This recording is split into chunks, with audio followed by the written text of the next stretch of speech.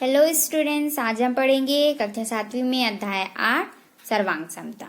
सर्वांग समता का प्रश्नावली 8.1 हमने पिछले वीडियो में पढ़ लिया था। आज हम देखते हैं कि प्रश्नावली 8.2 में क्या क्या दिया गया है।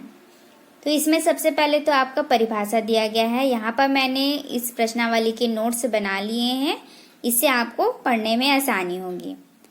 तो चलिए स्टार्ट करते हैं। पहला हमको दिया है परिभाषा, भुजा भुजा भुजा सर्वांग समता।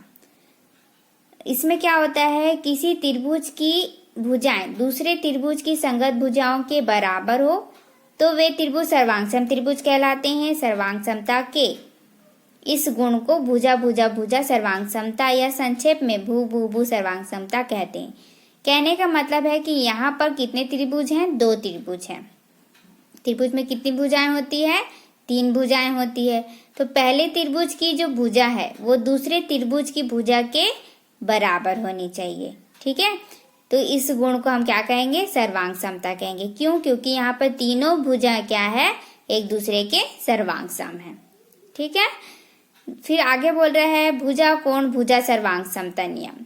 पहले त्रिभुज की 2 भुजाएं और उनके बीच का कोण दूसरे त्रिभुज की संगत 2 भुजाएं और उनके बीच का कोण के बराबर हो तो वे दोनों त्रिभुज सर्वांग सम होंगे। सर्वांग समता के इस गुण को भुजा कोण भुजा, ठीक है, नाम सही है, भुजा कोण भुजा। कितनी भुजा दिख रही है? 2 भुजाएं। और कोण कितने हैं? 1, है ना। तो पहले त्रिभुज की कितनी भुजाएं बराबर होनी चाहिए? 2 भुजाएं बराबर होनी चाहिए। और कितने कोण? 1 कोण। तो दूसरे त्रिभुज की 2 भुजाएं और 1 कोण के यदि वो बराबर है तो दोनों क्या होंगे? सर्वांग सम होंगे। इसलिए इसमें नाम दिया गया है भुजा कोण भुजा। ठीक है, तीसरा हमारा है कोण भुजा कोण सर्वांग समता। कोण भुजा कोण सर्वांग समता में क्या बोल रहा है? पहले त्रिभुज की एक भुजा दूसरे त्रिभुज की संगत भुजा के बराबर होनी चाहिए तथा पहले त्रिभुज के 2 कोण दूसरे त्रिभुज के 2 कोण के बराबर होनी चाहिए। नाम से यहाँ पर क्या दिया है? कोण भुजा कोण। कितने कोण है यहाँ पर? 2 कोण है। और भुजा कितनी है? 1 है ना। तो यहाँ पर 2 कोण क्या होने चाहिए? बराबर होने चाहिए। और 1 भुजा बराबर होनी चाहिए। तो इसे हम क्या कहेंगे? कोण भुजा कोण सर्वांग समता। ठीक, हमने पहला क्या पढ़ा? भुजा भुजा भुजा। कितनी भुजाएं हैं? 3 भुजाएं हैं। तो 2 जो त्रिभुज आप लोगे उसकी तीनों ही भुजाएं आपका बराबर होना चाहिए, सर्वांग सम होना चाहिए। दूसरा हमने पढ़ा भुजा कोण भुजा सर्वांग समता। इसमें क्या हुआ कि इसमें कितनी भुजाएं होनी चाहिए? 2 भुजा होनी चाहिए। और कितने कोण होने चाहिए? 1 कोण। तो पहले त्रिभुज की 2 भुजा और उनके बीच का कोण, दूसरे त्रिभुज की 2 भुजा और उनके बीच का कोण, दोनों क्या होने चाहिए? सर्वांग सम होने चाहिए, बराबर होने चाहिए। तभी दोनों त्रिभुज क्या कहलाएंगे? सर्वांग सम कहलाएंगे। तीसरा हमने क्या पढ़ा? कोण भुजा कोण। तो पहले त्रिभुज की 2 कोण और 1 भुजा और दूसरे त्रिभुज का 2 कोण और 1 भुजा, दोनों बराबर होंगे तभी दोनों त्रिभुज सर्वांग सम होंगे। सर्वांग समता के इस गुण को कोण भुजा कोण सर्वांग समता कहते हैं। संक्षेप में को भू को सर्वांग समता कहते हैं।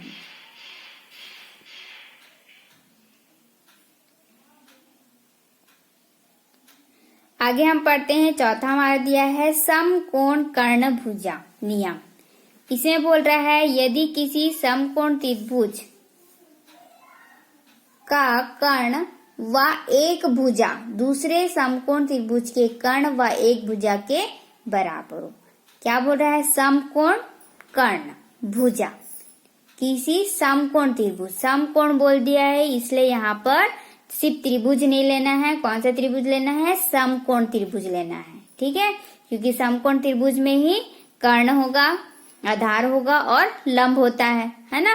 तो इसलिए यहाँ पर हम समकोण त्रिभुज ही लेंगे। तो समकोण त्रिभुज में क्या होना चाहिए? कर्ण और भुजा होनी चाहिए। तो यहाँ पर वही लेना है। यदि किसी समकोण त्रिभुज का कर्ण व एक भुजा दूसरे समकोण त्रिभुज के कर्ण व एक भुजा के बराबर हो तो दोनों त्रिभुज सर्वांग सम होंगे। सर्वांग समता के इस गुण को समकोण कर्ण भुजा सर्वांग समता कहेंगे। ठीक है, नाम से ही है आपका, नाम से याद रखना है। भुजा भुजा भुजा बोल रहा है तो दोनों त्रिभुज तभी सर्वांग सम होंगे जब तीनों ही भुजा बराबर होगी। भुजा कोण भुजा सर्वांग समता बोल रहा है, तो दोनों त्रिभुज की कितनी भुजा बोल रहा है, कितने बार भुजा आ रहा है, 2 बार। तो 2 भुजा और कितना कोण होना चाहिए, 1 कोण। तो 2 भुजाओं के बीच का जो कोण बनेगा उसे हम लेंगे, ठीक है। तो यहाँ पर दोनों त्रिभुज की 2 भुजा और 1 कोण बराबर होने चाहिए, तभी दोनों त्रिभुज सर्वांग सम होंगे। कोण भुजा कोण में कितने कोण दिख रहे हैं, 2 कोण। तो दोनों त्रिभुज के 2 कोण और 1 भुजा बराबर होगी, तभी दोनों त्रिभुज सर्वांग सम होंगे। समकोण कर्ण भुजा है, तो समकोण है, तो यहाँ पर हम कौन सा त्रिभुज लेंगे, समकोण त्रिभुज लेंगे। तो समकोण त्रिभुज का 1 कर्ण और उसकी 1 भुजा, ठीक है। तो समकोण त्रिभुज 2 त्रिभुज लेना है समकोण, इस तो दोनों कोण दोनों कर्ण हो जाएंगे और दोनों भुजा यदि बराबर होंगे तभी दोनों त्रिभुज क्या होंगे, सर्वांग सम होंगे। सर्वांग समता के इस गुण को समकोण कर्ण भुजा सर्वांग समता कहते हैं, ठीक। तो ये हमारा 4 परिभाषा है, आपको अच्छे से याद कर लेना है। प्रश्न नंबर 2 दिया है आपका, इस प्रकार आपको आकृति दिख रहा होगा जिसमें आकृति 1 लिखा है, आकृति 2 लिखा है, 3 लिखा है, 4 लिखा है, ठीक है। तो चलिए इसे भी हम पढ़ लेते हैं क्या दिया है। यहाँ पर प्रश्न बोल रहा है, दिए गए आकृति में दोनों त्रिभुज के सर्वांग समता की जांच कीजिए। सर्वांग समता नियम का उल्लेख भी करना है, ठीक है। यहाँ पर हमको 2 आकृति दिख रही है, आकृति 1 और आकृति 2, यहाँ पर तीसरा और चौथा, ठीक। तो इनमें क्या क्या संबंध है, इसमें कौन सा सर्वांग समता आएगा ये हमको निकालना है, ठीक है। तो यहाँ पर 4 आकृति दिया है, चारों आकृति में कौन सा सर्वांग समता का नियम लगाना है ये हम देखेंगे। तो यहाँ पर देखिए, सबसे पहले तो हमको आकृति 1 दिख रहा है इस तरह से। तो ये देखो यहाँ पर क्या बना हुआ है, लंब का निशान है, ये लंब है ना। तो ये देखो ये क्या बन रहा है, यहाँ पर 90 अंश का कोण बनता है कि नहीं, ऐसा जो निशान रहता है उसको हम 90 अंश का बोलते हैं। तो 90 अंश का कब बनता है, जब समकोण त्रिभुज होता है। तो ये क्या हो गया, ये समकोण त्रिभुज हो गया। तो अभी हमने पढ़ा समकोण त्रिभुज वाला किसके लिए होता है, समकोण कर्ण भुजा, ठीक है। अब देखिए ये तो हो गया लंब, और ये क्या हो गया, जिस पर कोण बनता है वो हमारा आधार होता है। तो ये हमारा क्या हो गया, कर्ण हो गया। तो दोनों कर्ण आपको क्या दिए हुए हैं, बराबर दिए हुए हैं, है ना। और ये तो बीच का हो गया, तो ये भी क्या हो गया, बराबर हो गया। तो यहाँ पर कौन सा सर्वांग समता हो गया, समकोण हो गया सबसे पहले तो, और कर्ण भुजा। तो ये कौन सा हो गया, समकोण कर्ण भुजा सर्वांग समता हो गया, ठीक है। आकृति 2 देखेंगे। अब आकृति 2 देख लेते हैं। आकृति 2 में देखिए यहाँ पर क्या दिया हुआ है, यहाँ पर 2 भुजा बराबर दिख रही है और ये तीसरी भुजा भी बराबर है बोल रहा है। ये निशान लगने का मतलब क्या है कि वो बराबर है, ठीक है। तो यहाँ पर 2 भुजा हो गई और ये तीसरी भुजा भी बराबर है बोल रहा है। तो तीनों भुजा बराबर होती है तब कौन सा होता है, भुजा भुजा भुजा सर्वांग समता होता है, ठीक है। फिर आगे देख लेते हैं तीसरा। यहाँ पर देखो ये कौन सा दिख रहा है, यहाँ पर देखो ये क्या बन रहा है, समकोण बन रहा है ना, 90 अंश का बन रहा है कि नहीं। तो ये क्या हुआ, समकोण कर्ण भुजा सर्वांग समता हुआ। यहाँ पर देखो, यहाँ पर कोई भी सर्वांग समता नहीं है, है ना। तो यहाँ पर हम डायरेक्ट क्या कर देंगे कि ये लिख देंगे कि यहाँ पर सर्वांग सम नहीं है, ठीक। तो पहले आकृति क्या हुई, समकोण कर्ण भुजा, दूसरी आकृति भुजा भुजा भुजा सर्वांग समता है, और तीसरी आकृति भी समकोण कर्ण भुजा है। चौथी आकृति में नहीं लिखना है, ठीक। तो इस तरह से मैंने लिख लिया हुआ है। देखिए आंसर में समकोण कर्ण भुजा सर्वांग समता, भुजा भुजा भुजा सर्वांग समता, तीसरा है समकोण कर्ण भुजा सर्वांग समता, और चौथा में नहीं लिखा है। तो प्रश्न नंबर 3 में आपका बोल रहा है कि यहाँ पर दिया भी है आकृति, आपको दिख रही होगी, जिसमें ए बी भुजा, ठीक है। कौन सी ए बी भुजा,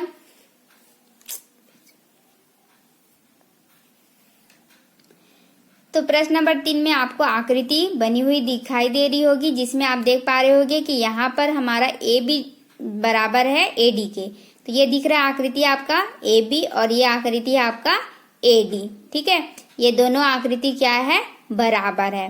यहाँ पर दिया हुआ है एंगल बी ए सी, ठीक है। तो जो सेंटर में होता है वही हमारा मान होता है। यहाँ पर ए है और यहाँ पर भी ए है, ठीक है। तो दोनों के लिए ए कोण क्या है, बराबर है, आपको दिख रहा है आकृति में। तो क्या बोल रहा है कि त्रिभुज सर्वांगसम होंगे। दो त्रिभुज है यहाँ पर, है ना, ABC और ADC दिख रहा है, दो त्रिभुज, ये दोनों क्या होने चाहिए, सर्वांगसम होने चाहिए बोल रहा है। यदि हाँ तो क्यों है, ठीक। तो मैंने यहाँ पर क्या लिखा हुआ है, हाँ, इस आकृति में दो भुजाएं, कौन कौन सी, AB और AD भुजा, ठीक है। और कौन सा कोण है, A कोण दिया था ना, A कोण दोनों के लिए, दोनों बराबर है, तो कितनी भुजा हो गई, दो भुजा और एक कोण। तो ये कौन सी आकृति से सर्वांग समता हो गई, भुजा कोण भुजा सर्वांग समता से ये आकृति क्या हो गई, सर्वांग सम हो गई, ठीक है। समझ में आया, आपको दिया ही था यहाँ पर, दो भुजा दे दिया था और एक कोण, तो दो भुजा और एक कोण वाला कौन सा होता है, भुजा कोण भुजा होता है, ठीक। तो क्वेश्चन नंबर 4 यहाँ पर हमको दिया है त्रिभुज PQR, आपको डायग्राम दिख रहा होगा त्रिभुज PQR, जिसमें आपका PQ और PR भुजा को बराबर दिया हुआ है और यहाँ पर P कोण समद्विभाजित करता है दिख रहा है, ठीक है। तो यहाँ पर आपको बताना है कि कौन सा कथन सत्य है और कौन सा असत्य है, आपको 3 दिए हुए हैं। तो पहला यहाँ पर दिया है त्रिभुज POQ सर्वांगसम है त्रिभुज POR, त्रिभुज POQ और त्रिभुज POR, ठीक है, ये दिया हुआ है। तो क्या ये दोनों आपको आप सर्वांगसम दिख रहे हैं, हाँ, क्यों सर्वांगसम दिख रहे हैं, देखो यहाँ पर त्रिभुज P ऊपर में है, बीच में O है और इधर क्यों है, इधर R है, ठीक है, बीच में यहाँ पर दोनों में O है, ठीक है, और यहाँ पर दोनों भुजा बराबर दिख रही है, तो यहाँ पर और एक कोण है, ठीक। तो यहाँ पर भुजा कोण भुजा से सत्य हो गया, सर्वांगसम हो गया। त्रिभुज PQR, त्रिभुज PQR, ठीक है, क्या बोल दिया, त्रिभुज PQR और क्या बोल रहा है PQO, क्या ये त्रिभुज पॉसिबल है, सर्वांगसम नहीं है, क्या बोल रहा है, त्रिभुज PQR बोल रहा है और PQO बोल रहा है, ठीक है। तो ये भी क्या, ये क्या हो गया, असत्य हो गया। थर्ड वाले देखेंगे PRQ, PRQ और PRO, तो ये भी क्या है, पॉसिबल नहीं है। तो आपका फर्स्ट वाला ही सत्य है, बाकी सब क्या हो गया, असत्य दिया हुआ है, ठीक। क्वेश्चन नंबर 5 आपको दिया है, दी गई आकृति में एंगल P बराबर एंगल Q बराबर 90, ठीक है। दो कोण आपको दिए हैं P और S, दोनों का मान यहाँ पर दिया हुआ है 90 दिख रहा है आपको आकृति में। फिर क्या दिया है, PQ बराबर है SR के, यहाँ पर PQ बराबर है SR के, दिख रहा है PQ और SR, ठीक।